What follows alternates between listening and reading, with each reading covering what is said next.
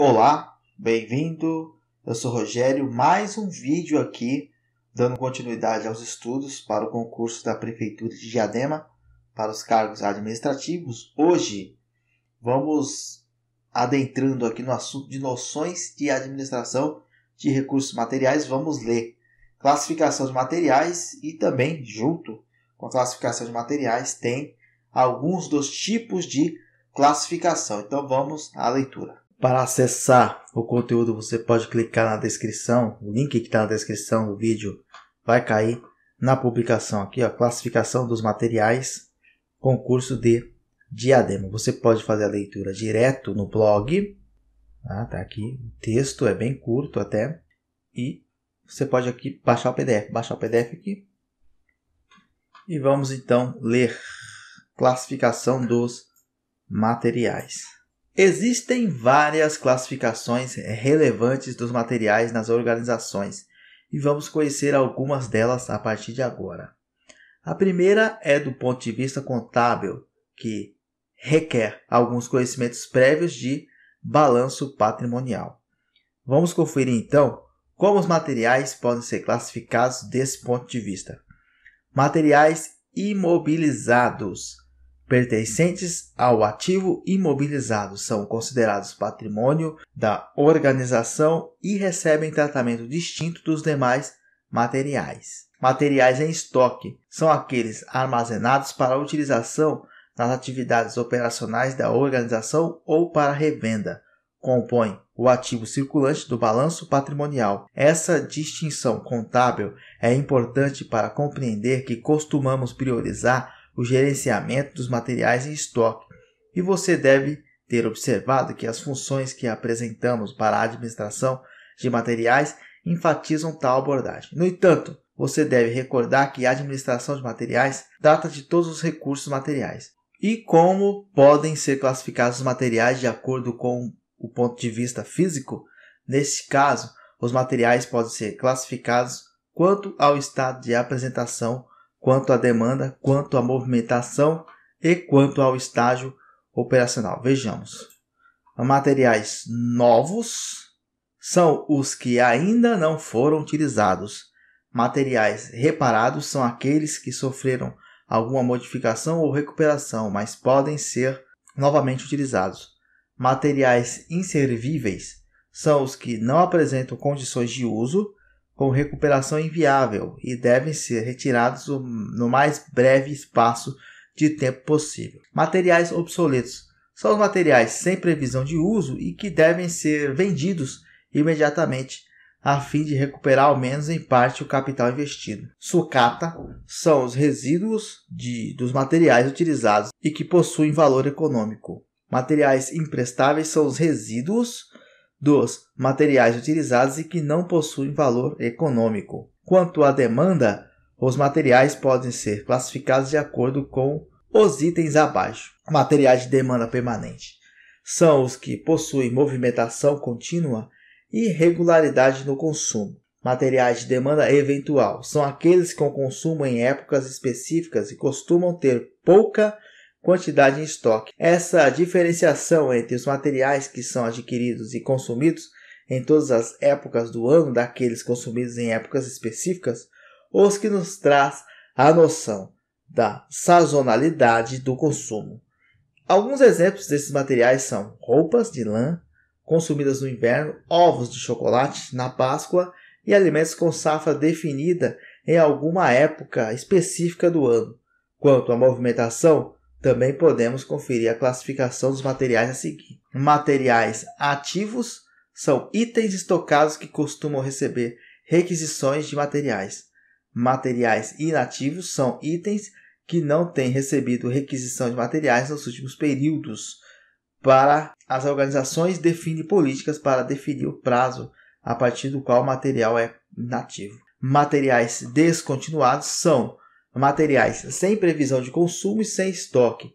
Há, no entanto, a necessidade de manutenção do registro no sistema de controle de estoques, visando principalmente os históricos que alimentarão alguns dos cálculos de custeio. Sabe aquela roupa que não serve mais ou que saiu de moda? Mais que ainda está no guarda-roupa, esse é um excelente exemplo de material inativo. A questão é, quanto tempo ela permanecerá na sua área de armazenagem? Pense a respeito. Os materiais inativos ocupam espaço. Isso tem custo e, eventualmente, essa prática inviabiliza a utilização do espaço por mais materiais ativos.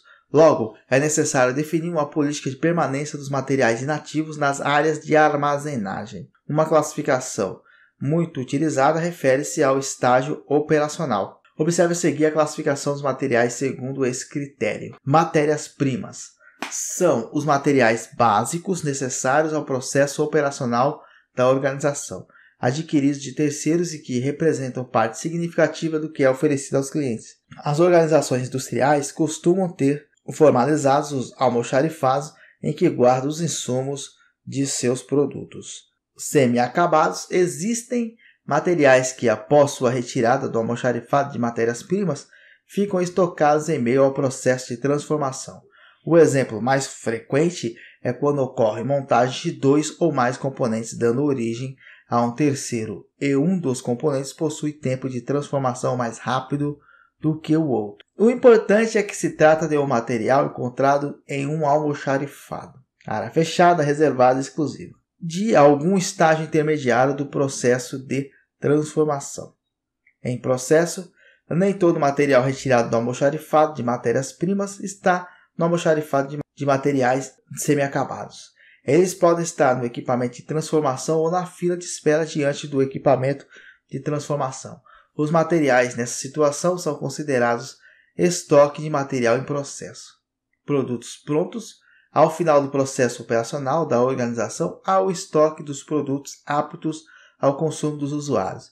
Representam os produtos em estado final do âmbito da organização, que não necessitam de processos adicionais de transformação para ser disponibilizados aos usuários ou clientes da organização.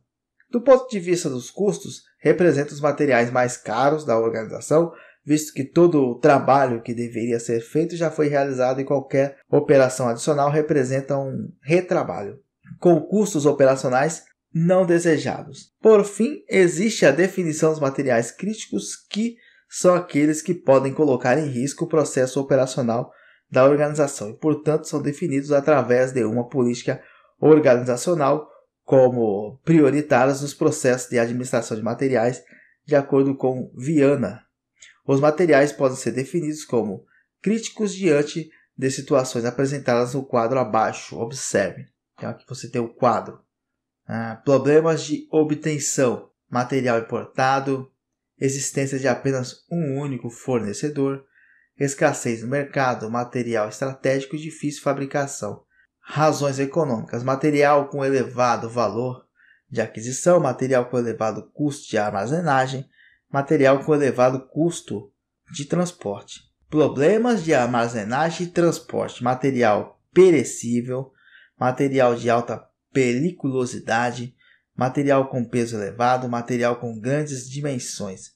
Problemas de previsão de consumo, dificuldade de estabelecer a quantidade necessária. Segurança, material com alto custo de reposição, material destinado a equipamento vital da produção. No quadro, vimos alguns termos que ainda não havíamos utilizado. Entre eles, podemos destacar o material perecível e o material de alta periculosidade. Mas o que é perecibilidade e quais as vantagens da utilização de tal conceito?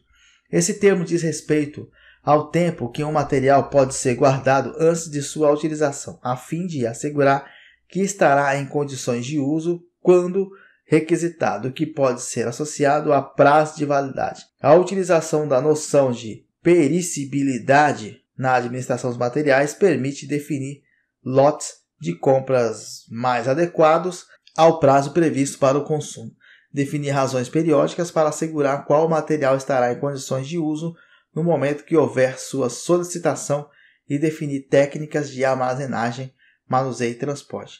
Existem vários fatores determinantes da vida útil de um material, e os mais comuns são temperatura, umidade, iluminação, volatilidade, aqueles que podem facilmente evaporar, e ação de animais, os que estão sujeitos a ataques de animais durante o período em que estão armazenados.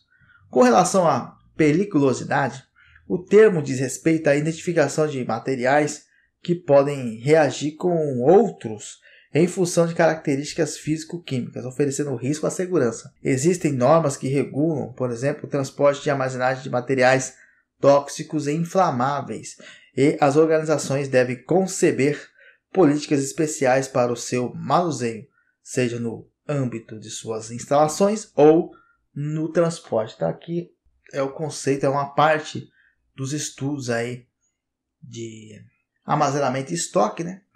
Então aqui, classificação dos materiais.